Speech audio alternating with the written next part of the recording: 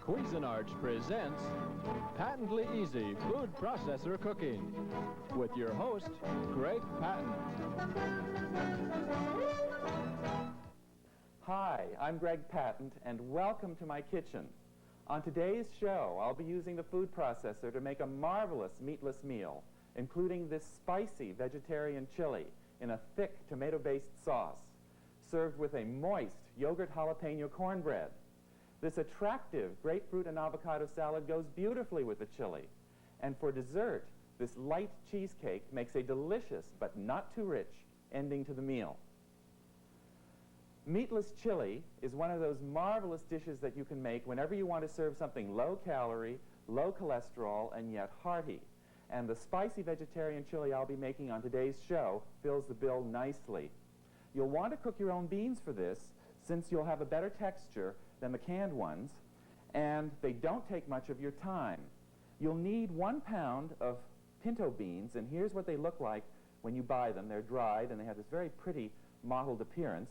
Beans are very high in protein and carbohydrate, low in fat, and they contain no cholesterol. And to flavor the beans, I'll be using 4 parsley sprigs, a bay leaf, half a teaspoon of whole dried thyme leaves, all tied together into this pretty little package in cheesecloth that we call an herb bouquet, and also a half of a large onion. You should give the beans a preliminary quick cooking in 2 quarts of water, boil them for 2 minutes, then take the pan off the heat, cover it, and let the pan sit for 1 hour. Drain them and the beans are ready to use. Add 2 quarts of fresh water to the beans, and the preliminary quick cooking and the changing of the water makes the beans easier to digest. Add the herb bouquet, the onion, and 1 teaspoon of salt, and then cook the beans, stirring them occasionally over low heat, bringing them to a simmer, and then cooking them until tender. Drain them, and you'll need 4 cups of cooked beans for the chili. Now, to make the chili, put the metal blade in place in the work bowl. Get ready 2 cloves of garlic. Start the motor, and drop the garlic into the work bowl. Process until the garlic is finely chopped, about 10 seconds, and you hear no more chopping sounds coming from the work bowl. Scrape the work bowl,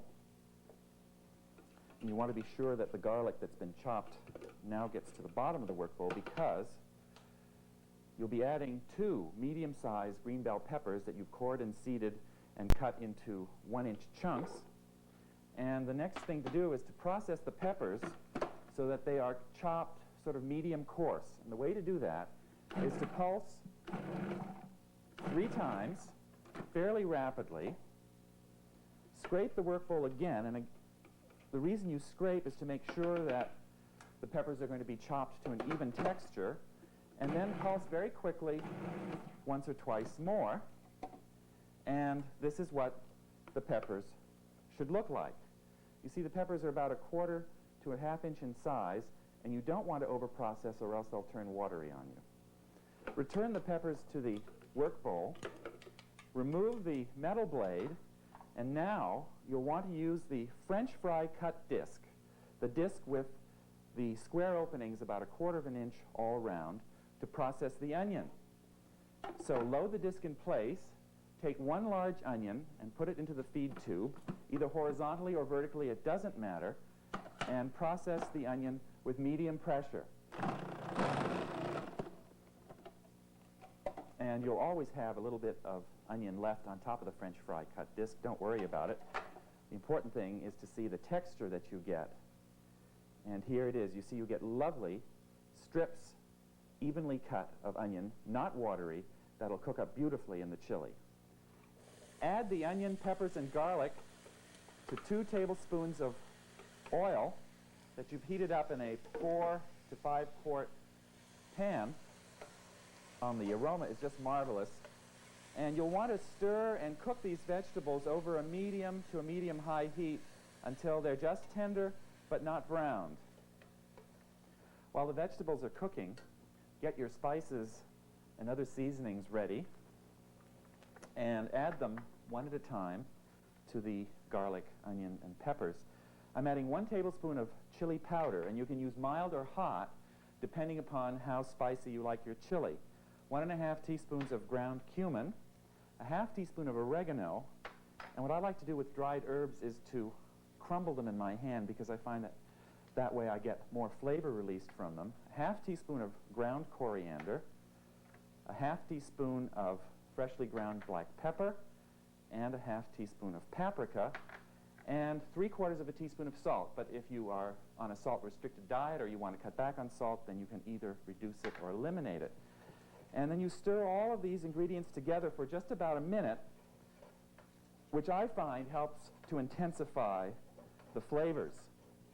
And while that's cooking, put the metal blade back into the food processor work bowl, add a 28-ounce can of whole tomatoes to the work bowl, and then you'll just want to chop the tomatoes coarsely by pulsing the machine 4 times.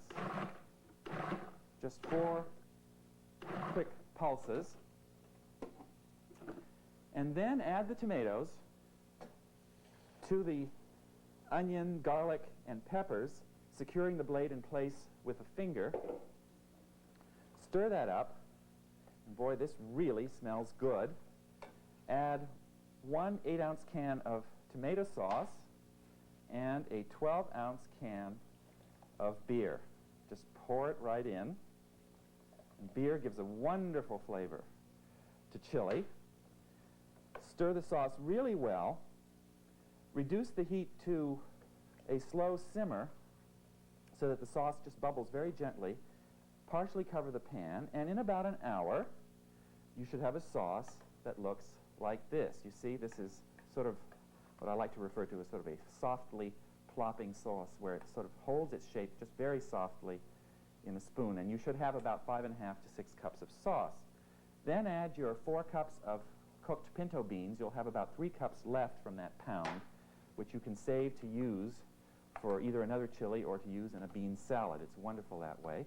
Stir this all together, heat it for about 15 minutes, and the chili is ready to serve. Taste to be sure that the chili is seasoned to your liking, and then to serve it, put some cooked brown rice into a large serving bowl or into individual serving bowls. I cooked up 1 cup of raw rice, which gives me 3 cups of the cooked rice, and spoon the chili over the rice. And for those of you who are interested in protein, the combination of beans and rice gives you complete protein. And also, I particularly like brown rice as opposed to white rice because the texture of the brown rice will contrast very nicely with the soft texture of the chili beans. You can serve this delicious chili plain or with a sprinkling of shredded cheddar cheese. Cornbread or saltine crackers are great accompaniments, and the recipe makes 6 servings.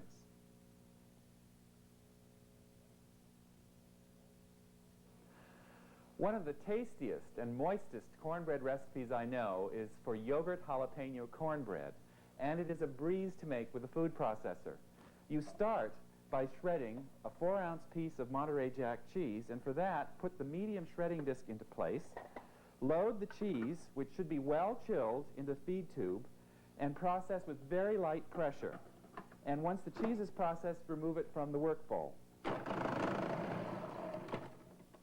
Once the Monterey Jack cheese is out of the work bowl, put the metal blade in place, and then get ready 1 jalapeno chili that you've cut in half and seeded, and also a piece of onion about the size of a walnut. Start the motor and drop the chili and the onion through the feed tube and process for about 10 seconds until you hear no more chopping sounds and the food is finally chopped. Then scrape the work bowl, and there's really a pretty heady aroma of pepper and onion in it right now.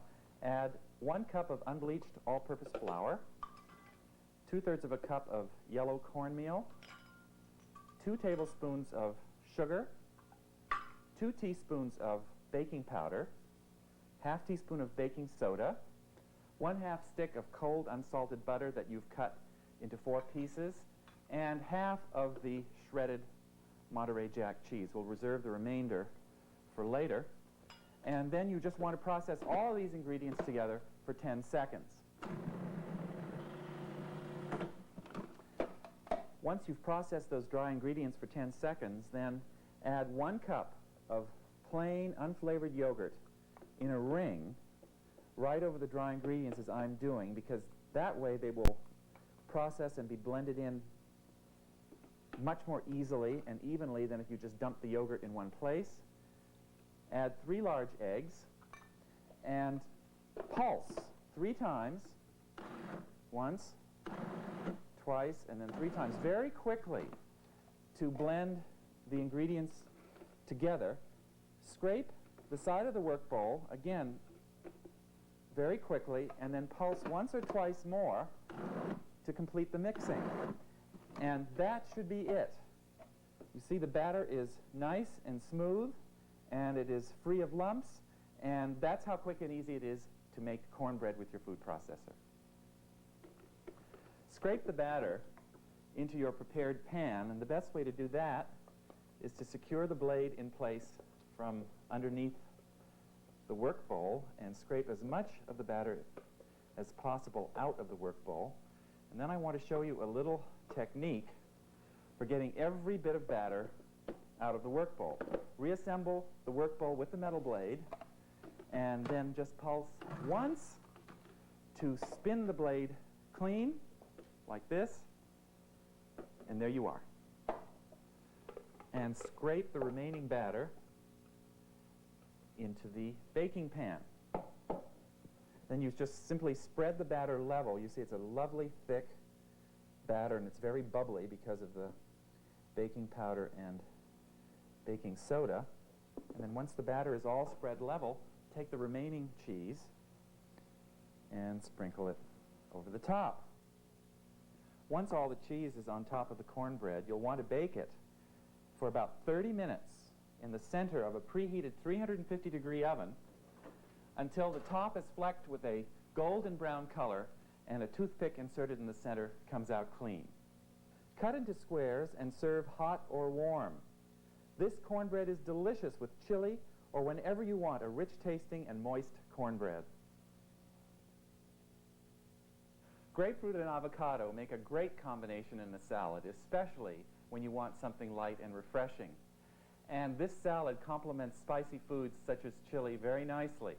To make it, you'll need 2 or 3 large ruby red or pink grapefruit that you have peeled completely, 1 large or 2 medium-sized avocados that you've peeled and pitted and cut in half the long way, and also 1 small head of romaine lettuce that you've cut into 3-inch lengths.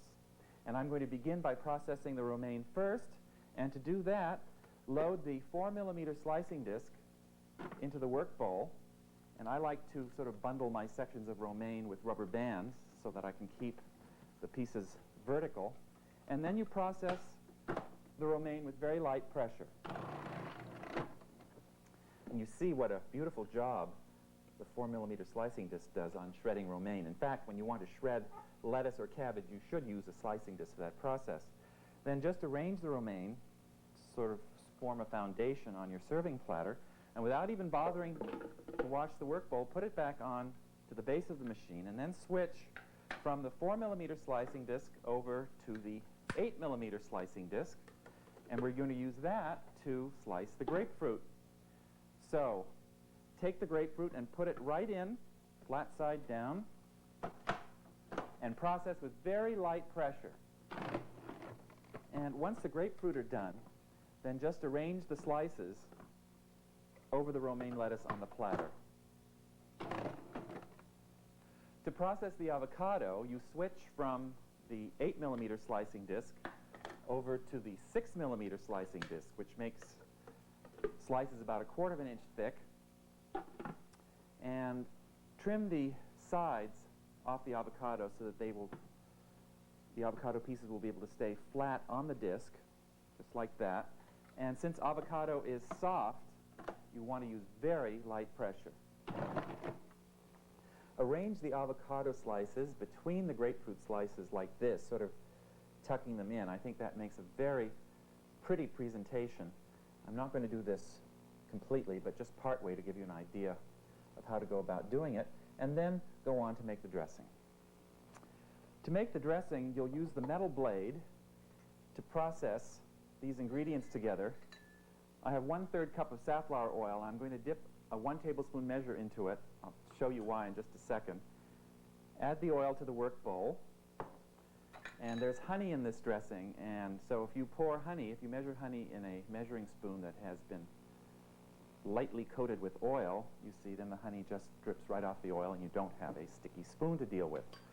Then add a tablespoon of lemon juice, 2 tablespoons of red wine vinegar, a 1/4 teaspoon of salt if you wish, or leave it out, 1/8 of a teaspoon of freshly ground black pepper, and 1 teaspoon of Dijon mustard. And then you process this together for just about 3 seconds. Stop the machine and scrape the work bowl once or twice just to make sure that all the ingredients are going to be well mixed. And then process for a few seconds more, and that's all there is to it. So, to serve the salad, all you do is then drizzle the dressing. Just like that, just drizzle it all over, and there you are. It takes only a few minutes to make this beautiful and tasty salad with a food processor, and everyone will love it. The cheesecake I'll be making is dense, creamy, and light, and if that sounds confusing, just make this cake and you'll see what I mean. The recipe was given to me many years ago by a friend, and my food processor adaptation allows you to make the cake in just a matter of minutes. To make it, you'll need 3 large eggs separated, a tablespoon of lemon juice, 8 double graham crackers, a 1/2 stick of soft unsalted butter at room temperature, the rind of 1 lemon that you remove with a swivel-bladed vegetable peeler, a 1/2 cup of sugar, a pound of cream cheese at room temperature cut into 1-inch pieces, an 1/8 teaspoon of cinnamon, an 1/8 teaspoon of freshly grated nutmeg, and a 1/2 teaspoon of vanilla. You'll want to grease the sides only of a springform pan.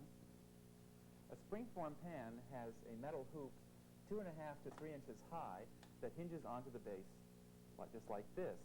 And it's a very useful pan, not only for cheesecakes, but for other baking as well. Use the metal blade to process 3 egg whites for 10 seconds, and then pour in the 1 tablespoon of lemon juice while the machine is running.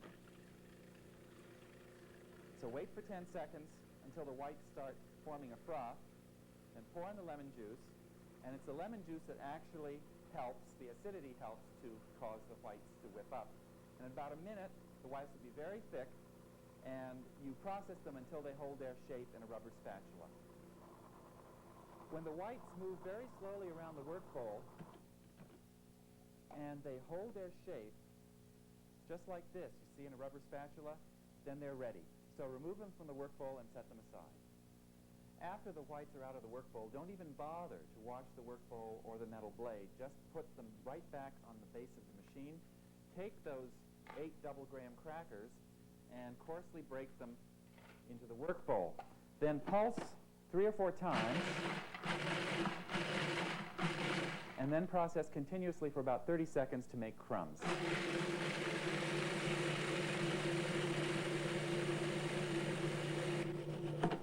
Add the 1/2 stick of soft unsalted butter, and then just pulse 4 times to start mixing the butter into the crumbs, and then process continuously for 15 seconds. Turn the crumb mixture into the prepared springform pan, and just dump the crumbs in. Don't even worry about fussing with them for now. And replace the work bowl and metal blade on the base of the machine.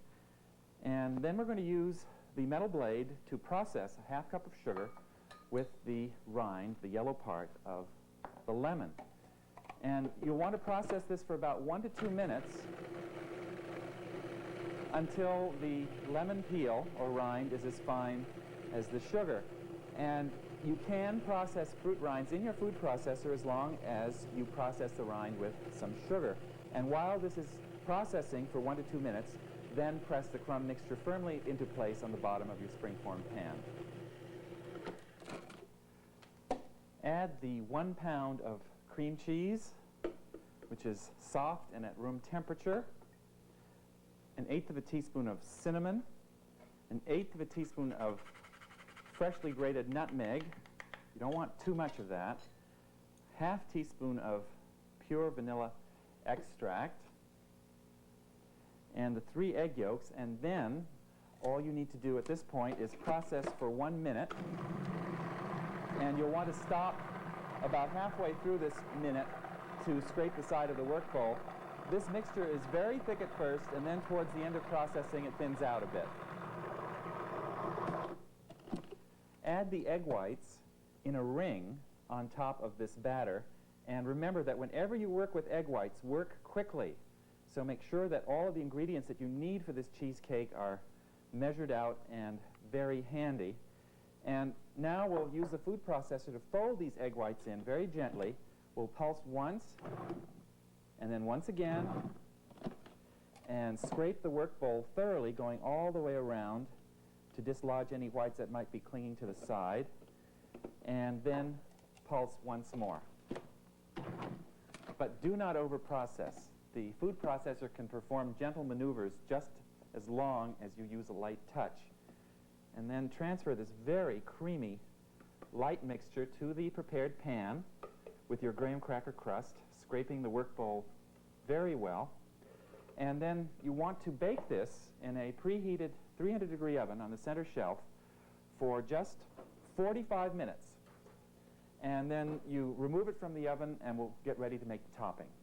Have ready 1 cup of dairy sour cream, a tablespoon of granulated sugar, and a teaspoon of vanilla. And then use the metal blade, and you'll notice that I have not cleaned the work bowl since beginning this recipe. And add the sour cream, the 1 tablespoon of sugar, and the teaspoon of vanilla right to the work bowl. And this will be the last part of the recipe that we'll be completing.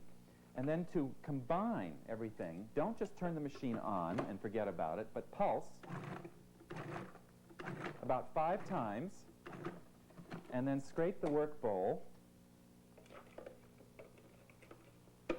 and pulse twice more. Take the hot cake from the oven and pour and spread the sour cream topping all over the top. And then you'll want to spread it evenly just to be sure that the cake itself is completely covered. The cake really smells wonderful. Return it to the oven, bake it for 10 minutes, and then cool it completely. And when it's completely cool, cover it with plastic or foil and let it chill in the refrigerator for several hours or overnight. Serve the cheesecake very cold. It is delicious by itself, but if you can get some strawberries for a garnish, the cake will be prettier. This makes 8 to 10 delicious servings. So here you have a delicious meatless dinner: the spicy vegetarian chili with cornbread, the grapefruit and avocado salad, and a light cheesecake for dessert. This is Greg Patent wishing you happy cooking and delicious eating.